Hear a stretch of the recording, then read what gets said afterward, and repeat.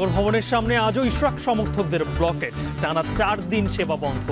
উত্তর সিটি প্রশাসকের পদত্যাগের দাবিতে ডিএনসিসি কার্যালয়ে বিক্ষোভ। ট্রাইব্যুনালের অনুমতি নিয়ে মানবতা বিরোধী অপরাধের বিচার কোর্টরুম থেকে সম্প্রচার করতে পারবে গণমাধ্যম, জানালেন চিফ প্রসিকিউটর। অবশেষে মহার্ঘ ভাতা পাচ্ছেন সরকারি চাকরিজীবীরা। আসছে বাজেটে থাকছে বরাদ্দ, জুলাই থেকেই কার্যকর।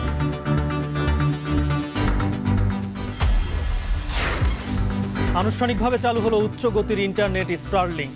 স্থানীয় গেটওয়ে ব্যবহার হওয়ায় জাতীয় স্বার্থ ক্ষুণ্ণের শঙ্কা নেই। এবং হত্যা চেষ্টা মামলায় জামিনের পর কারাগার থেকে মুক্তি পেলেন নুসরাত ফারিয়া। জুলাই ছিলেন বিদেশে, পুলিশি প্রতিবেদনের তথ্য।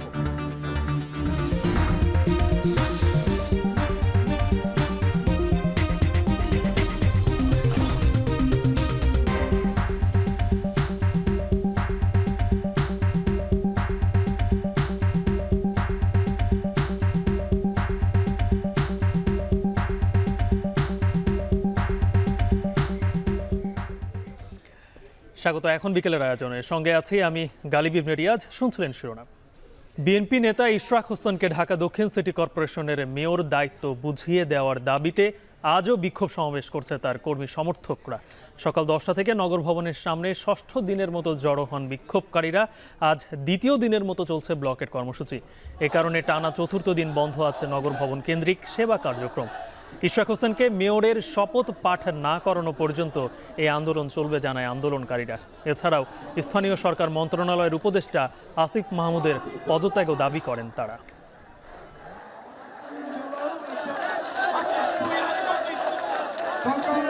নেতৃত্বে একটি বিশাল মিছিল এসেছে। মিছিল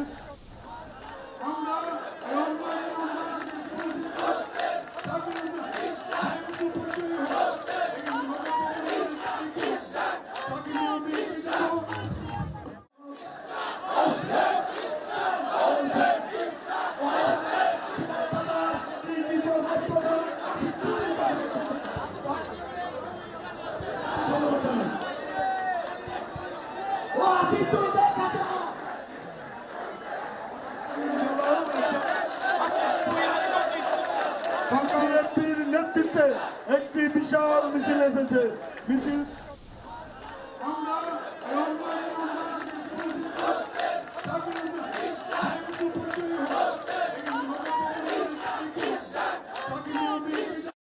স্থানীয় সরকার উপদেষ্টা এপিএস মুয়াজ্জেম ইতিমধ্যে তার বিরুদ্ধে 311 কোটি টাকার দুর্নীতির অভিযোগ উঠেছে এবং তাকে অপসারণ করা হয়েছে। আরো দুর্নীতি যাতে না বের হয়ে আসে, এই জন্যই মূলত ইশরাককে দায়িত্ব থেকে তালবাহানা করতেছে। যে এই ভোটের অধিকারকে যদি স্বীকৃতি দেওয়া না হয়, এটার প্রতি যদি শ্রদ্ধাশীল রাখা না হয়, আইনের প্রতি যদি শ্রদ্ধাশীল না রাখা যায়, তাহলে আগামীতে যে ভোট হবে সেই ভোট সুষ্ঠু হবে বলে আমরা মনে করি না। এবং জনতার যে রায় হবে সেই রায়কে এই সরকার প্রশ্নবিদ্ধ করবে। ভোটের রায় আসছে, এখন আমাদের এই সুন্দর পরিবেশ করে আমাদের সুন্দর নগর ভবন গড়ার আমাদের লক্ষ্য, সেটা আমাদের বাধাগ্রস্ত করতেছে, তা আমরা রুখে দাঁড়াবো। এদিকে ঢাকা দক্ষিণ সিটি কর্পোরেশনের মেয়র হিসেবে বিএনপি নেতা ইশরাক হোসেনকে শপথ না পড়ানোর নির্দেশনা চেয়ে হাইকোর্টের রিটের শুনানি চলছে। একই সঙ্গে নির্বাচনী ট্রাইব্যুনালের বিচারকের বিরুদ্ধে শাস্তিমূলক ব্যবস্থা গ্রহণের আবেদন জানানো হয়েছে। মঙ্গলবার দুপুর 1টায় হাইকোর্ট বেঞ্চে বিচারপতি মোহাম্মদ আকরাম হোসেন চৌধুরী ও বিচারপতি দেবাশিস রায় চৌধুরীর বেঞ্চে রিটের শুনানি শুরু হয়। রিটে বলা হয়, 2020 সালে ডিএসসিসির নির্বাচনে বিএনপি নেতা ইশরাক হোসেন পরাজিত হন, কিন্তু নির্বাচনী ট্রাইব্যুনাল গত 27 মার্চ তাকে মেয়র ঘোষণা করে। এই রায়ের ভিত্তিতে নির্বাচন কমিশন 27 এপ্রিল গ্যাজেট প্রকাশ করে। তবে আইনি জটিলতা থাকার কারণে স্থানীয় সরকার মন্ত্রণালয় শপথ গ্রহণ স্থগিত রাখে। বিষয়টি হাইকোর্টের নজরদারিতে আনার জন্য রিট করা হয়।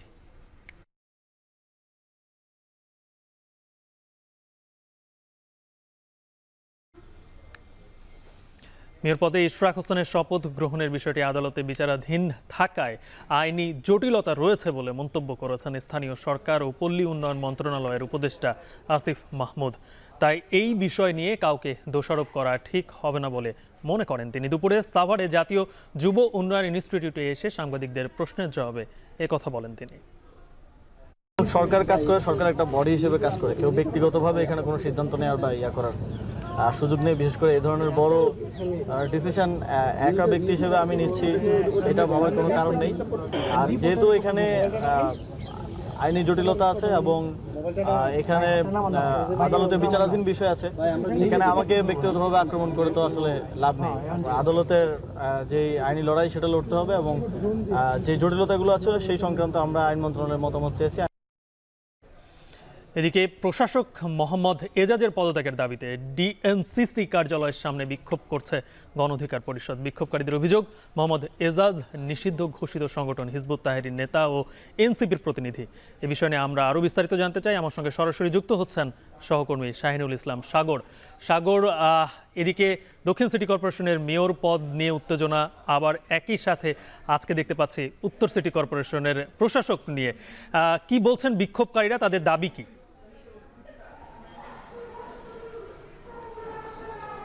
গালিব, ঘড়ির কাঁটায় যখন বিকেল ৩টা ছুঁই তখন দেশের যে রাজনৈতিক সংগঠন, যে একটি দল যেটি রয়েছে গণ অধিকার পরিষদ, সেটি তাদের একটি পূর্ব ঘোষিত যে কর্মসূচি তারা দিয়েছিলেন যে উত্তর সিটি কর্পোরেশনের বর্তমানে যিনি প্রশাসক রয়েছেন মোহাম্মদ এজাজ, তার বিরুদ্ধে হিজবুত তাহরীর নিষিদ্ধ সংগঠন হিজবুত তাহরীর যোগসূত্র এবং এনসিপির প্রতিনিধি হিসেবে তিনি কাজ করছেন বলে তাদের অভিযোগ, এবং সেই অভিযোগের প্রেক্ষাপটে তারা বিক্ষোভ সমাবেশে ডাক দিয়েছে।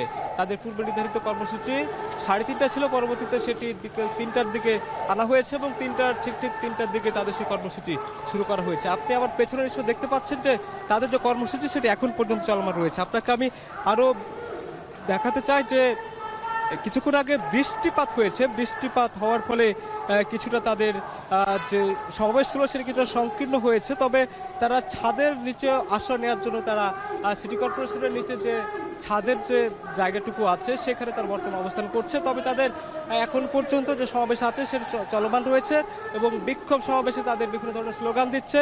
তারা কিছুক্ষণ আগে ঢাকা উত্তর সিটি কর্পোরেশনের যে প্রশাসক মোহাম্মদ এজাজের তার পদত্যাগ দাবি করছেন এবং একই সঙ্গে তাকে অবাঞ্ছিত ঘোষণা করেছে। কিছুক্ষণ আগে আমরা তাদের বক্তব্য শুনছিলাম, অর্থাৎ যারা আয়োজক রয়েছে গণ অধিকার পরিষদের উত্তর সিটি শাখার যে নেতৃবৃন্দ রয়েছে তাদের সঙ্গে আমাদের কথা হয়েছে। তারা গণমাধ্যমের সঙ্গে কথা বলেছেন, তার আগে তারা বক্তব্য রেখেছেন। সে বক্তব্যে কিন্তু মোহাম্মদ এজাজকে তারা অবাঞ্ছিত ঘোষণা করেছেন এবং তাকে গ্রেপ্তার করতে হবে সে বলে তারা বক্তব্য রাখছেন। এছাড়াও আমরা দেখেছি যে নিষিদ্ধ সংগঠন হিজবুত তাহরীর সঙ্গে সংশ্লিষ্টতার যে অভিযোগ তাকে নিয়ে আনা হচ্ছে, অর্থাৎ মোহাম্মদ এজাজকে নিয়ে আনা হচ্ছে, সেটি কিছুদিন আগে আমরা একটি গণমাধ্যম দেখেছিলাম। সেখানে উত্তর সিটি কর্পোরেশনের যে জনসংযোগ কর্মকর্তা আছে তার বরাত দিয়ে একটি আমরা বার্তা পেয়েছিলাম, যেখানে জানানো হয়েছিল যে এ সমস্ত অভিযোগ একেবারে ভিত্তিহীন এবং বনগড়া বলে সিটি কর্পোরেশনের পক্ষ থেকে কিন্তু জানানো হয়েছিল তখন পর্যন্ত। তবে আজকে যেহেতু আন্দোলন পর্যন্ত গড়িয়েছে, তাদের বিক্ষোভ মিছিল, একটি রাজনৈতিক দল বিক্ষোভ মিছিল শুরু করেছে, সেই দিক থেকে এখন পর্যন্ত বলা যায় যে তারা যারা আন্দোলনকারী তাদের একটাই দাবি, তারা স্লোগান দিচ্ছে। স্লোগানে একটা আমরা স্লোগান তাদের মুখ থেকে উচ্চারিত স্লোগান আমরা শুনেছি, দফা 1 দাবি 1 এজাজের পদত্যাগ, এই বলে তারা স্লোগান দিয়েছে এবং তাদের এখনো পর্যন্ত বিভিন্ন সংগ্রামী স্লোগান চলছে। তাছাড়াও রাজনৈতিক দল বর্তমানে ছাত্র জনতা গণঅভ্যুত্থানকে কেন্দ্র করে যে এনসিপি রয়েছে সেই এনসিপির প্রতিনিধি হিসেবেও কাজ করছে বলে তাদের অভিযোগ, তাদের বক্তব্যে আমরা ফুটে উঠতে দেখেছি।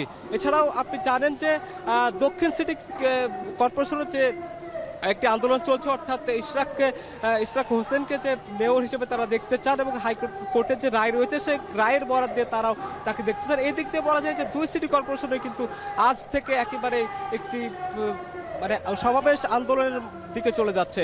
সব মিলিয়ে বলা যায় যে এখানকার যে পরিস্থিতি এখন রয়েছে সেটি বৃষ্টিপাত হওয়া কিছুটা সংকীর্ণ হয়েছে। তবে এর আগ পর্যন্ত সিটি কর্পোরেশন এলাকা অর্থাৎ নগর ভবনের সামনে যে জায়গাটুকু, যে ফাঁকা রাস্তার যে জায়গাটুকু রয়েছিল সেটি পুরোটাই কিন্তু একেবারেই লোকানো হয়েছিল এবং মিছিল স্লোগানে প্রচুর মিছিল স্লোগান আমরা দিতে দেখেছি এবং যারা নেতৃবৃন্দ যারা এসেছেন তারা এখন পর্যন্ত বক্তব্য রাখছেন এবং বক্তব্যের শুরুতে আমরা দেখতে পেয়েছি যে তারা খুবই সংগ্রামী স্লোগান দিচ্ছিলেন এবং সব স্লোগানেরই তাদের একটাই দাবি, সেই দাবিটি হচ্ছে যে মোহাম্মদ এজাজ অর্থাৎ উত্তর সিটি কর্পোরেশনের যে বর্তমানে প্রশাসক রয়েছেন তার পদত্যাগে তারা দাবি জানিয়েছেন। একই সাথে তিনি যেহেতু নিষিদ্ধ সংগঠন হিজবুত তাহরির সদস্য বলে তার দাবি করছেন, সেই ক্ষেত্রে তাকে গ্রেপ্তারের দাবি জানিয়েছে।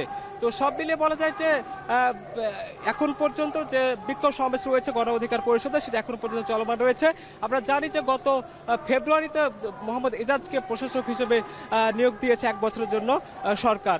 এর আগে 5 আগস্টের পর যে রাজনৈতিক পট পরিবর্তন হয়েছে ছাত্র জনতার গণঅভ্যুত্থানের পর দেশের উত্তর সিটি সহ 12টি যে সিটি কর্পোরেশন রয়েছে সে 12টি সিটি কর্পোরেশনের মেয়রদেরকে অপসারণ করা হয়েছিল। তো এই ছিল মহাসমাবেশ থেকে আমার সবশেষ তথ্য। গালিব। ঢাকা উত্তর সিটি কর্পোরেশনের প্রশাসক মোহাম্মদ এজাজের পদত্যাগের দাবিতে বিক্ষোভ করছেন সেখানে, সেই খবর জানাচ্ছিলাম আমরা শাহিনুল ইসলাম সাগরের কাছ থেকে। আর শুরুতে যেটি বলেছিলাম যে ঢাকা দক্ষিণ সিটি কর্পোরেশনে চলছে টানা 6ষ্ঠ দিনের মতো আন্দোলন ইশরাকের মেয়র পদ ফিরিয়ে দিতে, সেই বিষয় নিয়ে এখন বিস্তারিত জানতে চাই। আরও আমার সঙ্গে যুক্ত হচ্ছেন সহকর্মী সিউল আহমেদ। সিউল, আপনার তথ্য মতে জানতে পেরেছি যে সেখানে সিটি কর্পোরেশনের যে সেবা সেটি নগর ভবন কেন্দ্রিক যে সেবা সেটাতে ইতিমধ্যে বন্ধই রয়েছে, কিন্তু এর বাইরে রাস্তার লাইট এমনকি সিটি কর্পোরেশন যে ময়লা ফেলানো সেটি পর্যন্ত বন্ধ করে দেওয়ার একটা হুমকি এসেছে। এই নিয়ে বিস্তারিত জানাবেন।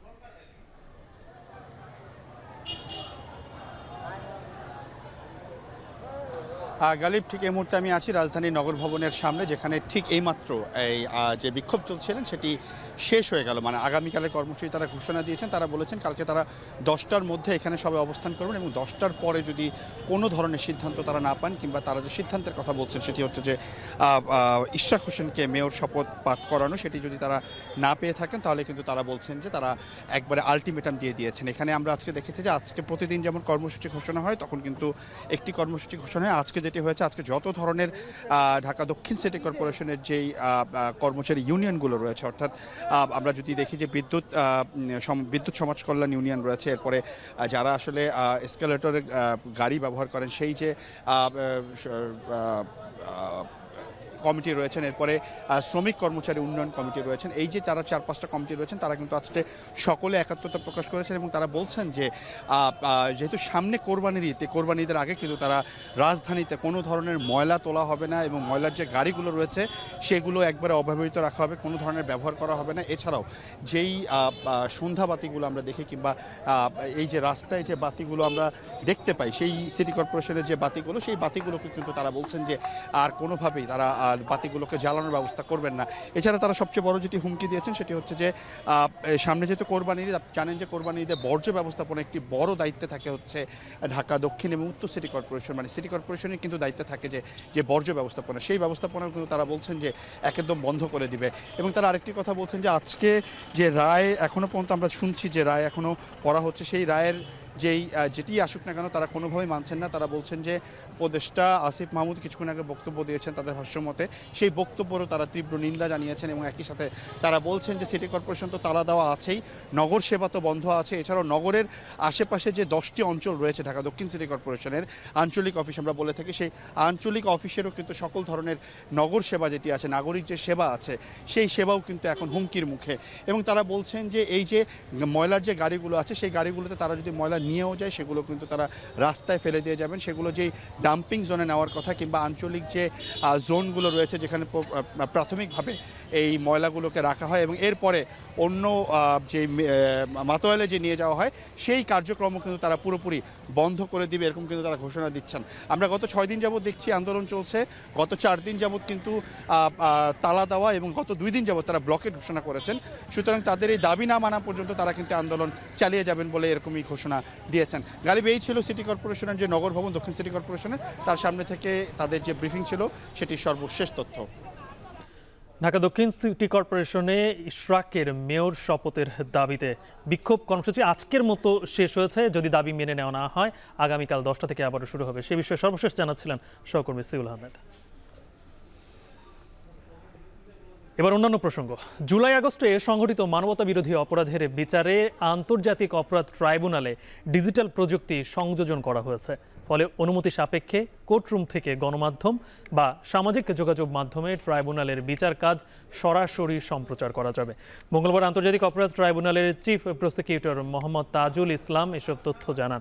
তিনি আরও বলেন, বিচার প্রক্রিয়ায় ডিজিটাল প্রযুক্তির ব্যবহার নিশ্চিত করা হয়েছে যাতে এটি আরও স্বচ্ছ ও কার্যকর হয়। মানবতা বিরোধী অপরাধ মামলার বিভিন্ন পর্ব সরাসরি সম্প্রচার বা রেকর্ডকৃতভাবে সরাসরি প্রচার করা যাবে বলেও জানান তিনি।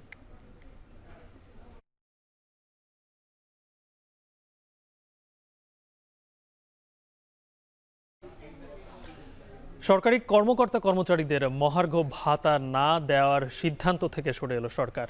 আসছে বাজেটে এজন্য বরাদ্দ রাখার সিদ্ধান্তের কথা জানিয়েছেন অর্থ উপদেষ্টা। জুলাই থেকেই পাওয়া যাবে এই মহার্ঘ ভাতা। দুপুরে সচিবালয়ে ক্রয় সংক্রান্ত উপদেষ্টা পরিষদের বৈঠক শেষে কথা জানান তিনি। আরও জানাচ্ছেন মুন্নাফ রশিদ।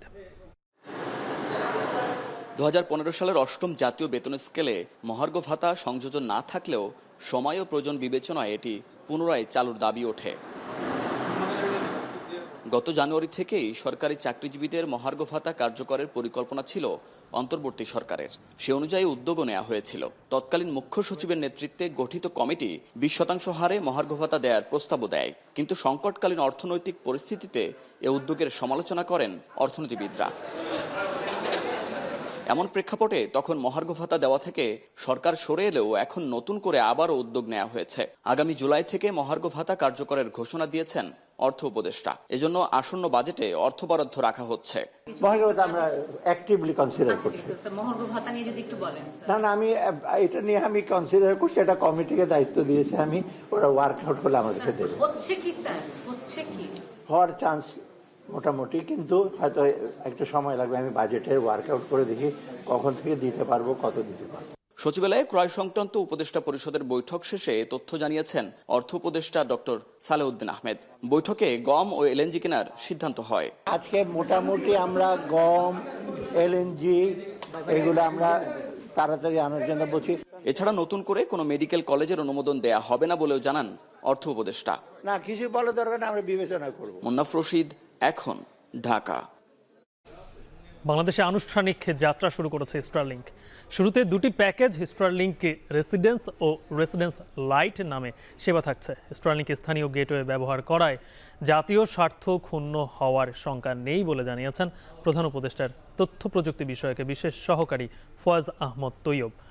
স্টারলিংকের মাধ্যমে চাইনিজ কোম্পানি কার্যক্রম চালিয়ে যেতে পারবে। দুপুরে প্রধান উপদেষ্টার প্রেস উইংয়ের ব্রিফিংয়ে জানানো হয়, অন্যান্য দেশের তুলনায় বাংলাদেশে স্টারলিংকের খরচ কম। আরও জানাচ্ছেন হাসিব বিল্লাহ। জুলাই গণ অভ্যুত্থানের সময় শেখ হাসিনার সরকার টানা কয়েকদিন ইন্টারনেট বন্ধ রাখায় বড় ধাক্কা খায় দেশের ব্যবসা বাণিজ্য সহ বিভিন্ন খাত। অভ্যুত্থানের পর স্যাটেলাইট ইন্টারনেট চালুর মাধ্যমে ভবিষ্যতে ইন্টারনেট বন্ধের সুযোগ পুরোপুরি বন্ধের প্রতিশ্রুতি দেয় অন্তর্বর্তী সরকার। গত 29 মার্চ বাণিজ্যিকভাবে স্টারলিংকের স্যাটেলাইট ব্রডব্যান্ড ইন্টারনেট সেবা চালুর নির্দেশ দেন প্রধান উপদেষ্টা। অবশেষে আনুষ্ঠানিকভাবে চালু হলো স্টারলিংক স্যাটেলাইট ইন্টারনেট সেবা। এখন থেকে শহর কিংবা মফস্বল দেশের যে কোনো প্রান্তে পাওয়া যাবে উচ্চগতির ইন্টারনেট সংযোগ। স্টারলিংক রেসিডেন্স এবং রেসিডেন্স লাইট এই দুইটি প্যাকেজ দিয়ে দেশে সেবা শুরু করল স্টারলিংক। মাসিক খরচ একটিতে ৬,০০০ টাকা, অন্যটিতে ৪,২০০ টাকা। তবে সেটআপ যন্ত্রপাতির জন্য এককালীন খরচ হবে ৪৭,০০০ টাকা। ফরেন সার্ভিস একাডেমিতে সংবাদ সম্মেলনে প্রধান উপদেষ্টার ডাক, টেলিযোগাযোগ এবং তথ্য প্রযুক্তি বিষয়ক বিশেষ সহকারী বলেন, স্টারলিংক সেবা দেশের ডিজিটাল অবকাঠামোকে আরও শক্তিশালী করবে। বাংলাদেশের যে ইন্টারনেট, এই ইন্টারনেটটা পৃথিবীর মধ্যে অন্যতম নিকৃষ্ট। এই ইন্টারনেটের একটা বিকল্প, কোয়ালিটি বিকল্প তৈরি করার দায় আমাদের ছিল। নতুন জব তৈরি করবে, আমি আগে বলেছি কোওয়ার্কিং স্পেস তৈরি করবে, এটা একটা অসামান্য ভূমিকা রাখবে। সেই জন্য আমাদের যদি বলতে পারেন আমরা তাড়াহুড়া করেছি, তাহলে সেই জন্যই করেছি। ধন্যবাদ। আমি আরেকটা কথা বলতে পারি, আমরা কিন্তু টেলিকম লাইসেন্স রেজিম পরিবর্তনের তাড়াহুড়া করছি। যদি আপনারা খেয়াল করে থাকেন, 7 স্তরের লাইসেন্স আছে। অত্যন্ত দ্রুততার সাথে আমরা সেখানে একটা আইন পরিবর্তন করে সেখানে 7 স্তর থেকে কমিয়ে 3 স্তর আনছি। তিনি বলেন, জাতীয় সার্বভৌমত্ব রক্ষায় স্টারলিংকের একটি স্থানীয় গেটওয়ে স্থাপন বাধ্যতামূলক করা হয়েছে। এতে জাতীয় স্বার্থ অক্ষুণ্ণ থাকবে। এছাড়া চীন মার্কিন দ্বন্দ্ব এই সেবা প্রভাবিত করবে না বলেও জানান তিনি। বিভিন্ন জায়গা থেকে আমাদের কাছে কনসার্ন এসেছে, এর মাধ্যমে জাতীয় স্বার্থ বিঘ্নিত হবে না, এটার জন্য দুটো প্রোটেকশন আমরা দেখেছি। একটা প্রোটেকশন হচ্ছে স্টারলিংকে লোকাল গেটওয়ে ব্যবহার করতে হবে, অর্থাৎ তাদেরকে ground station, satellite ground station তৈরি করতে হবে এবং সেই গ্রাউন্ড স্টেশনের মাধ্যমে, গেটওয়ের মাধ্যমে ইন্টারনেটটা যাবে। এলআইসি ইনস্টল করতে হবে, অর্থাৎ আমাদের যে জাতীয় নিরাপত্তার জন্য যে লফুল ইন্টারসেপশনের বিধান আছে আন্তর্জাতিক টেলিযোগাযোগ সংস্থা থেকে, সেই কমপ্লায়েন্সটা তাদেরকে মানতে হবে। আমি মনে করি যে এই ধরনের কোনো প্রভাব ফেলবে না, কারণ এটা একটা ব্যবসায়িক ইনিশিয়েটিভ এবং এটা হচ্ছে বাংলাদেশের মানুষকে এক টেকসই ব্রডব্যান্ড ইন্টারনেট বিকল্প দেওয়ার জন্য একটা ব্যবস্থা। আবাসিক ভবনগুলোতে একাধিক অ্যাপার্টমেন্টের বাসিন্দারা স্টারলিংকের খরচ ভাগ করে সহজে ইন্টারনেট সেবা গ্রহণ করতে পারবে। ফলে এককালীন খরচ বেশি হলেও এটি সহনীয় পর্যায়ে চলে আসবে বলে জানানো হয় সংবাদ সম্মেলনে। হাসিব বিল্লাহ, এখন, ঢাকা। যারা দেশের বিরুদ্ধে গত 15 বছর ষড়যন্ত্র করেছে তারা এখনও সীমান্তের ওপার থেকে জনগণের অধিকার বঞ্চিত করার ষড়যন্ত্র করছে বলে মন্তব্য করেছেন বিএনপির মহাসচিব মির্জা ফখরুল ইসলাম আলমগীর। দুপুরে গুলশানে বিএনপি চেয়ারপারসনের কার্যালয়ে অনুষ্ঠিত যৌথ সভায় ভার্চুয়ালি যুক্ত হয়ে মন্তব্য করেন তিনি। ভোটের অধিকার বঞ্চিত করতে পরিকল্পিতভাবে নির্বাচন পেছানোর পায়তারা চলছে বলেও অভিযোগ করেন বিএনপি মহাসচিব। অত্যন্ত সুপরিকল্পিতভাবে নির্বাচনকে পিছিয়ে দেওয়া, জনগণের যে অধিকার সেই অধিকার থেকে জনগণকে বঞ্চিত করা এবং ভোটের অধিকার থেকে বঞ্চিত করবার একটা পায়তারা শুরু হয়েছে। এবং আমরা নিশ্চয়ই লক্ষ্য করেছেন যে বিভাজনের রাজনীতি আবার শুরু হয়েছে। এখানে গোত্রে গোত্রে যে বিভাজন সৃষ্টি করার চেষ্টা করা হচ্ছে। কাশিমপুর কারাগার থেকে বিকেল 3:30টার দিকে ছাড়া পেয়েছেন চিত্রনায়িকা নুসরাত ফারিয়া। এর আগে সকালে জামিন পান তিনি। ভাটারা থানার হত্যা চেষ্টা মামলার তদন্ত প্রতিবেদন দাখিলের আগ পর্যন্ত তাকে অন্তর্বর্তী সময়ের জন্য জামিন দেওয়া হয়েছে বলে জানান রাষ্ট্রপক্ষের আইনজীবী। নুসরাত ফারিয়ার আইনজীবীরা জানান, বিদেশে অবস্থানের বিষয়ে প্রমাণ পাওয়ায় তাকে জামিন দেওয়া হয়েছে। আরও জানাচ্ছেন রাব্বি হোসেন। জুলাই আগস্টের ভাটারা থানার একটি হত্যা চেষ্টা মামলায় অভিনেত্রী নুসরাত ফারিয়াকে গ্রেপ্তারের পর থেকেই সরব সামাজিক যোগাযোগ মাধ্যম। এ ঘটনায় শুধু শোবিজ অঙ্গনই নয়, সংস্কৃত উপদেষ্টা সহ বিভিন্ন রাজনৈতিক দলের নেতারাও তাদের অবস্থান তুলে ধরে পোস্ট দেন। আওয়ামী লীগ সরকারকে আন্দোলন দমনে অর্থের যোগানদাতার অভিযোগে তাকে গ্রেপ্তার করা হলেও নুসরাত ফারিয়া ছাত্র জনতার আন্দোলনের পক্ষে সামাজিক যোগাযোগ মাধ্যমে সরব ছিলেন। সে কথা উল্লেখ করে গ্রেপ্তারের প্রতিবাদ আসে বিভিন্ন মহল থেকে। কাশিমপুর কারাগারে পাঠানোর 24 ঘন্টার মাথায় মঙ্গলবার তাকে জামিন দিয়েছেন চিফ মেট্রোপলিটন ম্যাজিস্ট্রেট আদালত। জামিন আদেশের পর নুসরাত ফারিয়ার আইনজীবীরা বলেন, আন্দোলনের পুরোটা সময় তিনি ছিলেন বিদেশে। এ বিষয়ে পুলিশ প্রতিবেদন দেয়া সাপেক্ষে তার জামিন শুনানির জন্য 22 মে ধার্য থাকলেও দুদিন আগেই সেই প্রতিবেদন দাখিল করে পুলিশ। বিদেশে অবস্থানের বিষয়ে প্রমাণ পাওয়ায় তাকে জামিন দেওয়া হয়। যে সময়টা এই ডেট অফ অকারেন্সটা হয়েছে তখন দেশে উনি ছিলেন না। দ্বিতীয়ত, জুলাই বিপ্লবের সপক্ষে তার কিছু ফেসবুক পোস্ট, এই দুটোই সততা যাচাইয়ের জন্য পুলিশের কাছে প্রতিবেদন চাওয়া হয়। বিজ্ঞ ম্যাজিস্ট্রেট উনি অর্ডার দেন এবং তার পরিপ্রেক্ষিতে 22 তারিখের আগেই আজকেই পুলিশ প্রতিবেদন দিয়ে দেয়, which solidifies our ground and the court exercised its discretionary power to grant her the bail. এদিকে রাষ্ট্রপক্ষের আইনজীবী জানান, মামলার তদন্ত প্রতিবেদন দাখিল করার আগ পর্যন্ত তাকে অন্তর্বর্তী সময়ের জন্য জামিন দেওয়া হয়েছে। তার জামিনের বিষয়ে রাজনৈতিক কোনো চাপ ছিল না। উভয় পক্ষের বক্তব্য তুলে ধরেন এবং তদন্তকারী কর্মকর্তা যে প্রতিবেদনটা সেটা আদালত দেখেন। তো সব কিছু দেখেই আদালত তাকে আগামী 5,000 টাকা বন্ডে পুলিশ রিপোর্ট দাখিল পর্যন্ত অন্তর্বর্তীকালীন জামিন প্রদান করেন। এর আগে থাইল্যান্ড যাওয়ার সময় রোববার শাহজালাল বিমানবন্দর থেকে ইমিগ্রেশন পুলিশ নুসরাত ফারিয়াকে আটক করে ভাটারা থানায় হস্তান্তর করে। রাব্বি হোসেন, এখন, ঢাকা। ঢাকা বিশ্ববিদ্যালয়ের শিক্ষার্থী ও ছাত্রদল নেতা সাম্য হত্যার মূল আসামি ধরতে পুলিশ গড়িমসি করছে বলে অভিযোগ করেছেন তার সহপাঠীরা। আরও দেরি করলে জড়িতরা পার পেয়ে যাবে বলে শঙ্কা তাদের। সকালে ঢাকা বিশ্ববিদ্যালয়ের শিক্ষা ও গবেষণা ইনস্টিটিউটের প্রধান ফটকে আনুষ্ঠানিক সংবাদ সম্মেলন করে সহপাঠীরা জানায়, আসামিদের গ্রেপ্তারে আইনশৃঙ্খলা বাহিনীর গাফিলতি রয়েছে। দ্রুত আসামিদের গ্রেপ্তার না করা হলে বৃহস্পতিবার স্বরাষ্ট্র মন্ত্রণালয় অভিমুখে লং মার্চ করার হুঁশিয়ারি দেন তারা। সাম্য হত্যাকাণ্ড নিয়ে রাজনৈতিক দলগুলোকে নোংরা রাজনীতি না করার আহ্বান জানান শিক্ষার্থীরা। এখানে আমরাও বারবার বলছি আপনাদের এন্ড থেকে যা যা করা দরকার, যে এই অন্তর্বর্তী সরকার আমাদেরকে রিপ্রেজেন্ট করে, যে বিশ্ববিদ্যালয় প্রশাসন আমাদেরকে রিপ্রেজেন্ট করে, তারা সাম্যকেও রিপ্রেজেন্ট করত, অথচ সেই সাম্যর বিচার আনার ক্ষেত্রে তাদের আমরা গাফিলতি লক্ষ্য করেছি। এটা আমরা তীব্র নিন্দা জানিয়ে রাখছি। আমরা এখন পর্যন্ত দেখতে পাচ্ছি যে এখানে গড়িমসি গাফিলতি সহ এবং হচ্ছে যে হয়তোবা খুনিকে বাঁচানোর জন্য চেষ্টাও করা হতে পারে, সেটা আমরা এখনো নিশ্চিতভাবে জানি না, কিন্তু আমরা এটাকে গাফিলতি হিসেবেই ধরে নিচ্ছি। এখন তারা তৎপর হলে আশা করি আসামি এখন পর্যন্ত ধরা পড়ার কথা। এদিকে সাম্য হত্যাকাণ্ডের বিচার দাবিতে শাহবাগ মোড় অবরোধ করেছে ছাত্রদল। এ নিয়ে আরও বিস্তারিত জানাতে সেখান থেকে যুক্ত হচ্ছেন সহকর্মী মুজাহিদ শুভ। এর আগেও ছাত্রদল এই সাম্য হত্যাকাণ্ডের বিচারের দাবিতে কিন্তু শাহবাগ মোড় অবরোধ করেছিল, আজকেও করলো। যান চলাচলে বিঘ্ন ঘটছে কিনা, আর এই কর্মসূচির কারণে কি বিচার প্রক্রিয়ায় কোনো অগ্রগতি হয়েছে এখন পর্যন্ত?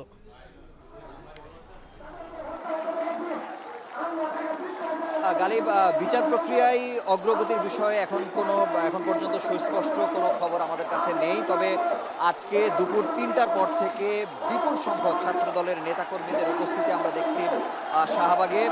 এখানে তারা অবস্থান কর্মসূচি পালন করছেন এবং এখানে অবস্থান কর্মসূচির পরে কিন্তু আশপাশের যান চলাচল বলা যায় একেবারে বন্ধ হয়ে গেছে। আশেপাশের যতগুলো ক্যাম্পাস আসলে আছে, জগন্নাথ বিশ্ববিদ্যালয়, ঢাকা কলেজ সহ ঢাকা বিশ্ববিদ্যালয় তো রয়েছেই, সবগুলো ক্যাম্পাসের সভাপতি, সেক্রেটারি সহ বিভিন্ন পর্যায়ের নেতাকর্মীরা কিন্তু এখানে এসে জড়ো হয়েছেন এবং আমরা দেখতে পাচ্ছি যে ছাত্রদলের কেন্দ্রীয় সভাপতি, সেক্রেটারি সহ সাম্যের পিতাও এখানে উপস্থিত হয়েছেন এবং তারা যেটি বলছেন যে 7 দিন অতিবাহিত হয়ে গেলেও এখন পর্যন্ত সাম্যের হত্যাকাণ্ডের সাথে যারা জড়িত, তাদের প্রকৃতভাবে যারা জড়িত তাদেরকে এখন পর্যন্ত গ্রেফতার হয়নি। যেই 3 জনকে গ্রেফতার করা হয়েছে তাদের ব্যাপারে তারা বলছেন যে এটি আসলে এক ধরনের আই ওয়াশ করা হয়েছে বলে বলা হচ্ছে। তারা প্রকৃত হত্যাকারী কিনা সেটির ব্যাপারে তারা নিশ্চিতভাবে বলছেন না। তারা বলছেন যে প্রকৃত যারা হত্যাকারী তাদেরকে এখন পর্যন্ত খুঁজে বের করা সম্ভব হয়নি, তাদেরকে খুঁজে বের করতে হবে। তারা তাদের স্লোগানে এবং বক্তব্যে ঢাকা বিশ্ববিদ্যালয়ের উপাচার্য এবং প্রক্টরের পদত্যাগ দাবি করছেন। তারা বলছেন যে কয়েক দফায় তারা আন্দোলন করেছেন। এর আগে রবিবার তারা 48 ঘন্টার একটি আলটিমেটাম দিয়েছেন। তার আগের হত্যাকাণ্ডের 13ই মে হত্যাকাণ্ডের 72 ঘন্টা পরে তারা একবার আলটিমেটাম দিয়েছিলেন। তারা আসলে ক্রমাগতভাবে চাপ সৃষ্টি করার চেষ্টা করছেন এবং এই আলটিমেটাম দিতে দিতে এক সময় তারা বলছেন যে এমন কঠোর কর্মসূচি যাবে যেটি যমুনার দিকেও তারা যাওয়ার এক ধরনের কথাবার্তা তারা বলার চেষ্টা করছেন, যে এই আন্দোলন থেকে তারা ফিরে আসবে না যতক্ষণ পর্যন্ত হত্যাকাণ্ডের সঠিক বিচার তারা আসলে না করতে পারবেন। তবে বলা যায় যে অন্যান্য দিনের থেকে আজকে আমরা দেখতে পাচ্ছি ছাত্রদলের নেতাকর্মীদের উপস্থিতি অনেক বেশি। এর আগের দিন আমরা দেখেছি তার সহপাঠীরা ঢাকা বিশ্ববিদ্যালয়ের তার সঙ্গে যারা পড়েছেন তারা আসলে শাহবাগ থানা ঘেরাও করেছিলেন, কিন্তু 2 দিন আগে ছাত্রদল অবস্থান কর্মসূচির মাধ্যমে যে আলটিমেটাম তারা দিয়েছিলেন 48 ঘন্টার, তারই অংশ হিসেবে আজকে তারা অবস্থান কর্মসূচি পালন করেছেন এবং আজকে বলা যায় যে ছাত্রদলের কেন্দ্রীয় নেতাকর্মী থেকে শুরু করে আশপাশের বিভিন্ন ক্যাম্পাসের নেতাকর্মী সহ সবাই কিন্তু আজকে এসেছেন এবং এক ধরনের স্বতঃস্ফূর্ত অংশগ্রহণ আমরা দেখতে পাচ্ছি। তারা বারবার বলছেন উই ওয়ান্ট জাস্টিস, যে কমনটি স্লোগান বিভিন্ন মিছিলে বিক্ষোভে আমরা দেখে থাকি। তারা বারবার বলছেন যতক্ষণ পর্যন্ত বিচার না হবে তারা তাদের এই আন্দোলন চালিয়ে যাবেন এবং কঠোর কর্মসূচির দিকে এগিয়ে যাবেন। এই ছিল এখানকার সবশেষ খবর। গালিব, সাম্য হত্যার বিচারের দাবিতে আজও শাহবাগ অবরোধ করেছে ছাত্র দল এবং যে কারণে যান চলাচল ওই মোড় দিয়ে পুরোপুরি বন্ধ রয়েছে। সে খবরই জানাচ্ছিলেন সহকর্মী মুজাহিদ শুভ। জাতীয় রাজস্ব বোর্ড বিভক্ত করে জারি করা অধ্যাদেশ বাতিলের দাবিতে এনবিআর এর প্রতিনিধিদের সাথে বৈঠক চলছে অর্থ মন্ত্রণালয়। এই মুহূর্তে সেখানে আছেন সহকর্মী আজহার লিমন, সরাসরি যুক্ত হচ্ছে লিমন। বৈঠকে 2 পক্ষের কারা উপস্থিত আছেন, আর এনবিআর এর পক্ষ থেকে যারা এসেছেন, এই যে বিভক্ত হওয়ার ফলে কি তারা আসলে প্রতিবন্ধকতা সৃষ্টি হতে পারে, যে অভিযোগ নিয়ে আসলে তারা এর বিরোধিতা করছেন, বিস্তারিত জানাবেন। গালিব, বৈঠকটি প্রায় 1 ঘন্টা ধরে চলছে অর্থ মন্ত্রণালয়ের সভাকক্ষে। আমরা দেখলাম যে এই এনবিআর সংস্কার ঐক্য পরিষদ নামে এই আন্দোলনকারীরা কর্মকর্তারা যে একটা পরিষদ বা ফোরাম গঠন করেছে, তাদের নেতৃবৃন্দ তো এখানে আছে এবং মিটিংটা শুধু অর্থ উপদেষ্টা নয়, এর সঙ্গে আরও দুজন উপদেষ্টা আছেন, পরিবেশ উপদেষ্টা রিজওয়ানা চৌধুরী এবং সড়ক ও বিদ্যুৎ মন্ত্রণালয়ের যিনি উপদেষ্টা ফজল কবির খান, উনি এখানে আছেন। প্রায় 1 ঘন্টা হয়ে গেল তারা তাদের আলাপ আলোচনা চালাচ্ছে। আসলে এই যে এনবিআরকে যে বিভক্ত করে গ্যাজেট জারি করেছে 8 দিন আগে 12 মে, এটার তারা অনেক আপত্তি তুলছে। তারা এই গ্যাজেট বাতিল করার কথা বলছে, অনেকগুলো দাবি গেল প্রায় 5 দিন ধরে তারা কলম বিরতি নামে এক ধরনের কর্মবিরতি পালন করছে, যে কারণে এনবিআর এর মধ্যে একটা অচল অবস্থা তৈরি হয়েছে। তবে আমরা এখন যেটি আলাপ আলোচনা করে বুঝতে পারছি বা ভেতর থেকে যতটুকু খোঁজখবর পাচ্ছি, সেটি হলো যে এই যে তারা অধ্যাদেশ বাতিল চাইছে, এই আসলে অধ্যাদেশ বাতিল বা এই যে 2টি যে বিভাগ করা হয়েছে, একটা হলো রাজস্ব নীতি বিভাগ এবং আরেকটা রাজস্ব ব্যবস্থাপনা বিভাগ, যেগুলো প্রায় কমিশন বা বিভাগের মর্যাদা পাবে, এইগুলো নিয়ে এখন আপাতত তাদের আপত্তি নেই। তাদের মূলত আপত্তি বা তাদের আলাপ আলোচনাটা চলছে হলো পদপদবি নিয়ে। মানে হলো যে যখন এই 2টি বিভাগ স্বতন্ত্র বিভাগ হিসাবে যে তৈরি হচ্ছে, এখানে আসলে শীর্ষ পদের বা প্রধান কারা হবেন, যেটা চিন্তা করা হচ্ছে যে এই যে রাজস্ব নীতি নামে যে বিভাগটি হচ্ছে, এইখানে আসলে প্রশাসন ক্যাডার থেকে দক্ষ বা যোগ্য ব্যক্তি নিয়োগের একটা আলাপ আলোচনা চলছে বা সরকারের মধ্যে আছে। এবং এই যেটা রাজস্ব সংগ্রহ যে বিভাগটি, সেইটাতে আসলে এনবিআর এর কর্মকর্তারাও পদোন্নতি পেয়ে ওইখানকার প্রধান হবেন। কিন্তু এই যে আজকে যারা আন্দোলন করছে, তারা বলছে যে না, এই নীতির যে বিভাগটি বা যে কমিশনটি হবে, সেখানেও প্রধান হতে হবে এই রাজস্ব বা ট্যাক্স ক্যাডার থেকে। তো এই নিয়েই মূলত তাদের টানাপোড়েন বা এক ধরনের দর কষাকষি চলছে। এই কর্মকর্তারা বের হয়ে এলে, এই উপদেষ্টারা বের হয়ে এলে, তারাও অনেক কিছু বলছে যে গেল অক্টোবরে কিন্তু এনবিআর সংস্কার একটা কমিশন করা হয়েছে, সেই কমিশনের সুপারিশই ছিল যে এই 2টি আলাদা বিভাগ করা, এবং এটা অনেক কিন্তু উপকারিতা দেখছে ব্যবসায়ী সহ অনেক সংশ্লিষ্ট যারা আছে তারা। তো এই নিয়ে তাদের কি আপত্তি বা কি আলোচনা হলো, কিছুক্ষণ পর হয়তো আমরা জানতে পারবো, যখন উপদেষ্টারা কথা বলবেন এবং ঐক্য পরিষদের নেতারা যখন কথা বলবেন। গালিব। জাতীয় রাজস্ব বোর্ড বিভক্ত করে জারি করা অধ্যাদেশ বাতিলের দাবিতে এনবিআর এর প্রতিনিধির সাথে বৈঠক চলছে। অর্থ মন্ত্রণালয়ে যুক্ত ছিলেন সহকর্মী আজহার লিমন। সচিবালয় সরকারি প্রতিষ্ঠানে থাকা আওয়ামী লীগ সমর্থিত 44 আমলা ও 95 ম্যাজিস্ট্রেটের তালিকা প্রকাশ করেছে জুলাই ঐক্য। আগামী 31 মের মধ্যে তালিকায় প্রকাশিত এসব আমলাদের বাধ্যতামূলক অবসরের দাবি জানিয়েছেন তারা। জাতীয় প্রেস ক্লাবে সংবাদ সম্মেলনে এই তালিকা প্রকাশ করা হয়। এ সময় বলা হয়, তালিকায় প্রকাশিত সকল আমলার বিরুদ্ধে জুলাই ছাত্র জনতার আন্দোলনের সময় গুলি করতে নির্দেশ দেওয়ার সুনির্দিষ্ট প্রমাণ আছে। এদের ব্যাংক হিসাব ও অবৈধ সম্পদ জব্দ করা ও দেশ ত্যাগে নিষেধাজ্ঞা সহ আইনানুগ ব্যবস্থা নেয়ার দাবি জানানো হয় সংবাদ সম্মেলন থেকে। শীঘ্রই ওয়েবসাইটের মাধ্যমে সব সেক্টরে থাকা স্বৈরাচারের দোসরদের তালিকা প্রকাশ করার কথা জানায় জুলাই ঐক্য। প্রকাশিত তালিকার আলোকে 3 সরকারি কর্মদিবসের মধ্যে তদন্ত কমিটি গঠন করার দাবি জানান তারা। কিভাবে 576 জন যারা ক্যান্টনমেন্টে আশ্রয় নিয়েছিল, তারা কিভাবে ভারতে পালিয়ে গেল? গ্রেফতার হওয়ার পরেও ঢাকা উত্তরের নিষিদ্ধ ঘোষিত সন্ত্রাসী সংগঠন ছাত্রলীগের সভাপতি রিয়াজ মাহমুদ কিভাবে লন্ডন পালিয়ে গেল? হাসান মাহমুদ কিভাবে পালিয়ে গেল? সুতরাং এটাতে স্পষ্ট যে বাংলাদেশে শুধুমাত্র ক্ষমতার পালাবদল হয়েছে মাত্র, কিন্তু দৃশ্যমান কোন পরিবর্তন আমরা এখন লক্ষ্য করি নাই। শাহজালাল আন্তর্জাতিক বিমানবন্দর থেকে উড্ডয়নের পরপরই টার্কিশ এয়ারলাইন্সের একটি প্লেনের ইঞ্জিনে আগুন ধরে যাওয়ার ঘটনা ঘটে। তাৎক্ষণিক বিষয়টি টের পেয়ে পাইলট প্লেনটি জরুরি অবতরণ করেন। প্লেনটিতে 5 শিশুসহ 291 জন আরোহী ছিলেন। TK713 ফ্লাইটটি সকাল 7টায় শাহজালাল আন্তর্জাতিক বিমানবন্দর থেকে 291 জন আরোহী নিয়ে তুরস্কের ইস্তাম্বুলের উদ্দেশ্যে রওনা দেয়। উড্ডয়নের 15 মিনিটের মাথায় ইঞ্জিনে এই আগুনের ঘটনা ঘটে। পরে পাইলট ঢাকার আকাশে কয়েক চক্কর দিয়ে 8:15টায় শাহজালাল বিমানবন্দরেও জরুরি অবতরণ করেন। এই ঘটনায় যাত্রী ও ক্রুরা নিরাপদে আছেন। বর্তমানে যাত্রীদের হোটেলে স্থানান্তর করা হচ্ছে এবং বিকল্প ফ্লাইটের মাধ্যমে যাত্রীদের গন্তব্যে পৌঁছানোর ব্যবস্থা নেওয়া হয়েছে। টানা ভারী বর্ষণ এবং উজানের ঢলে শেরপুরের চেল্লাখালী নদীর পানি বিপদসীমার 106 সেন্টিমিটার উপর দিয়ে বইছে। জেলায় দেখা দিয়েছে আকস্মিক বন্যা, ভাঙন আতঙ্কে 3 উপজেলার বাসিন্দা। ভারী বর্ষণে সিলেট ও কুড়িগ্রাম শহর জলাবদ্ধতার কবলে। শহরের রাস্তাঘাট ও গুরুত্বপূর্ণ সড়ক তলিয়ে যাওয়ায় বেড়েছে ভোগান্তি। সহকর্মীদের পাঠানো তথ্য ছবিতে বিস্তারিত প্রতিবেদনে। শেরপুরে গত বছরের অক্টোবরে ভয়াবহ বন্যায় ক্ষতিগ্রস্ত হয় হাজারো বসতভিটা ও ফসলি জমি। গতবারের ক্ষতি পুষিয়ে না উঠতেই এবারও দেখা দিয়েছে বন্যার আশঙ্কা। বিশাল বৃষ্টির পরে পাহাড় ভাঙ্গি চুরি গাছগুলো ভাঙ্গি ভাসি আসতেছে। যখন বৃষ্টি সিজনে ওখানে পানি হয়, বন্যা হয়, আমরা আর পারতাছি না। গেল কয়েকদিনের টানা বৃষ্টি ও ভারত থেকে নেমে আসা পাহাড়ি ঢলের ঘোলা পানিতে সেই আশঙ্কা আরও বেড়েছে। এরই মধ্যে শেরপুরের নালিতাবাড়ির চেল্লাখালী নদীর পানি বিপদসীমার 106 সেন্টিমিটার উপর দিয়ে প্রবাহিত হচ্ছে। এতে বন্যা ও ভাঙন আতঙ্কে দিন পার করছেন ঝিনাইগাতি, শ্রীবর্দী ও নালিতাবাড়ির নদী তীরবর্তী বাসিন্দারা।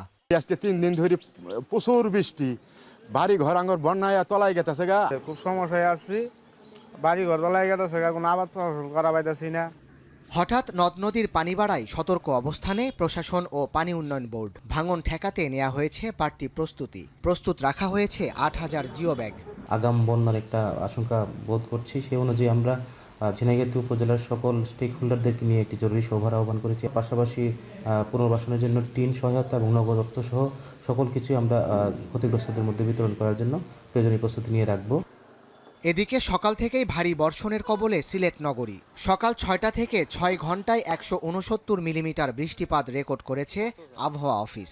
অল্প সময়ের বর্ষণে নগরীর রেল স্টেশন, মেডিকেল মোড়, বঙ্গবীর রোড সহ বেশ কয়েকটি গুরুত্বপূর্ণ স্থানে জলাবদ্ধতার সৃষ্টি হয়। পানি ঢুকে পড়েছে নিচু এলাকার বাসাবাড়িতে। 1 থেকে 1.5 ঘন্টা বৃষ্টি হলে এরকম পানির সমস্যার সম্মুখীন হয়। অল্পতে একটু বৃষ্টিতেই তোমার পুরা এই সাইড পুরা পানিয়ে ভরাট হয়ে গেছে। বৃষ্টি আসলে এখানে 1 হাঁটু পানি হয়ে যায়, 1 কোমর পানি হয়ে যায়, মানুষ যাইতে পারে না। ভারী বৃষ্টিতে কুড়িগ্রাম জেলা শহর সহ নিচু এলাকাগুলোতে জলাবদ্ধতার সৃষ্টি হয়েছে। জেলা প্রশাসন কার্যালয়, আদালত চত্বর, ফায়ার সার্ভিস কার্যালয় সহ বিভিন্ন শিক্ষা প্রতিষ্ঠান ও সড়কে পানি জমে জনদুর্ভোগের সৃষ্টি হয়েছে। ভারী বর্ষণ অব্যাহত থাকলে দুর্ভোগ আরও বাড়ার শঙ্কায় নিম্নাঞ্চলের বাসিন্দারা। সাদাত শাহেদ, এখন।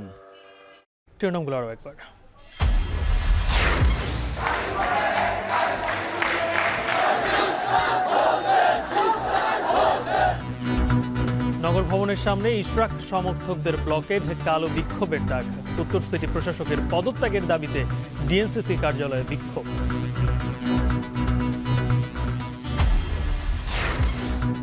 ট্রাইব্যুনালের অনুমতি নিয়ে মানবতা বিরোধী অপরাধের বিচার কোর্ট রুম থেকে সম্প্রচার করতে পারবে গণমাধ্যম, জানালেন চিফ প্রসিকিউটর। অবশেষে মহার্ঘ ভাতা পাচ্ছেন সরকারি চাকরিজীবীরা। আসছে বাজেটে থাকছে বরাদ্দ, জুলাই থেকেই কার্যকর।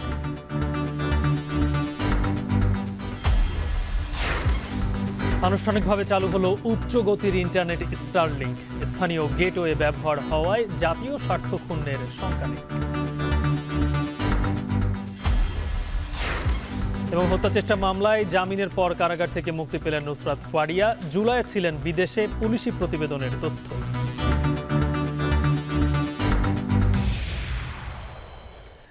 এই ছিল এখন বিকেলের আয়োজন। এখন টেলিভিশন ওয়েবসাইটে দেখতে ভিজিট করুন এখন.tv। ফেসবুকে চোখ রাখুন facebook.com/tv.এখন, আর ইউটিউবে লাইভ দেখতে ভিজিট করুন youtube.com/c/এখন।